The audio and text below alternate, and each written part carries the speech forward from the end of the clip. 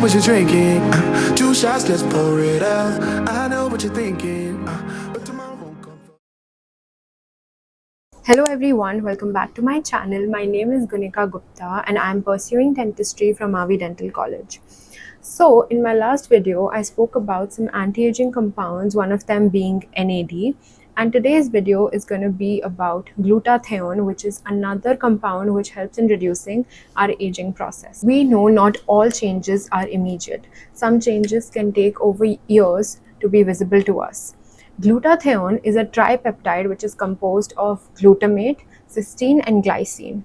It plays an essential role in our body as a master antioxidant. It helps in providing aging defense, fights against free radical, and reduces the oxidative stress in our body. It helps in providing energy and also helps in detoxification. So there are two different forms of glutathione, reduced and oxidized. The reduced form of glutathione is an active form and it is known as L-glutathione. Oxidized form is the inactive form of glutathione. Now, where is glutathione synthesized in our body? So primarily, glutathione is synthesized by the body's own cells in the liver.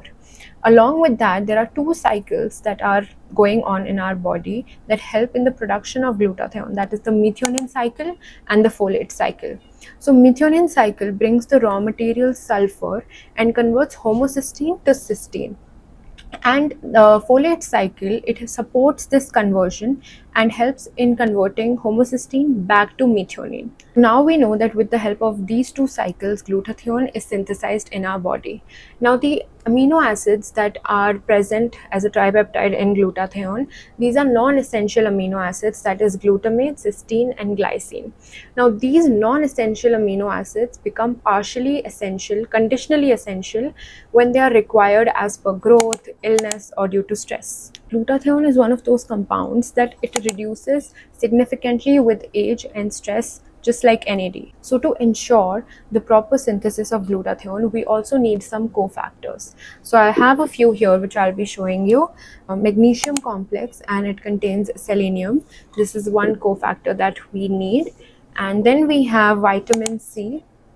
Vitamin C also is a cofactor which is required in the synthesis of glutathione. And then we have methyl B12 and folate. This has all vitamin B6, B12, and B9, and it is an active form which is also required for the synthesis of glutathione. And the last, we have vitamin E.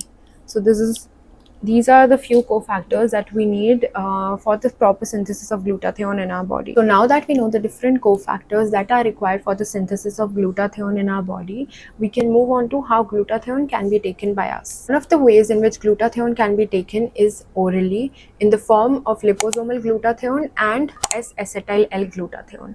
Now what liposomal glutathione does it protects the S-acetyl L-glutathione from being degraded by the stomach acid and in the digestive tract. So it encapsulates this molecule and makes fat-soluble liposomes to protect S-acetyl L-glutathione. While the liposomal glutathione is protecting the S-acetyl L-glutathione, this S-acetyl L-glutathione reaches the cells effectively and acts there without being degraded. Thus, this oral form of glutathione is highly bioavailable.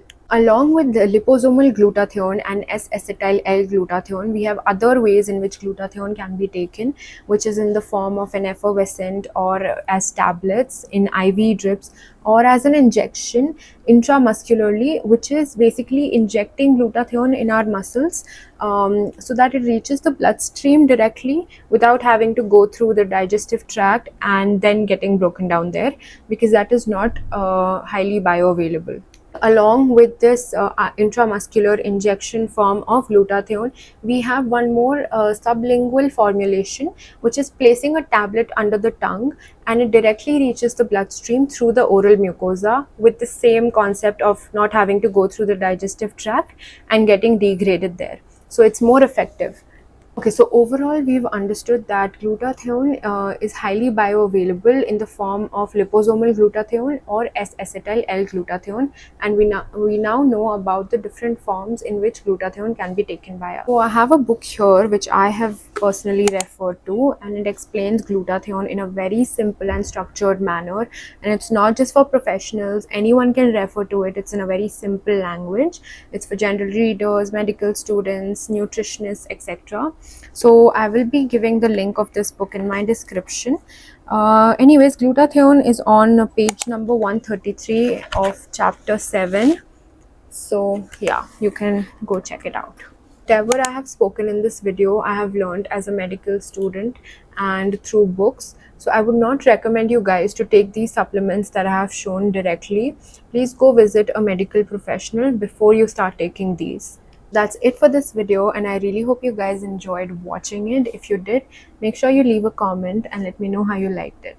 I'll see you in the next one.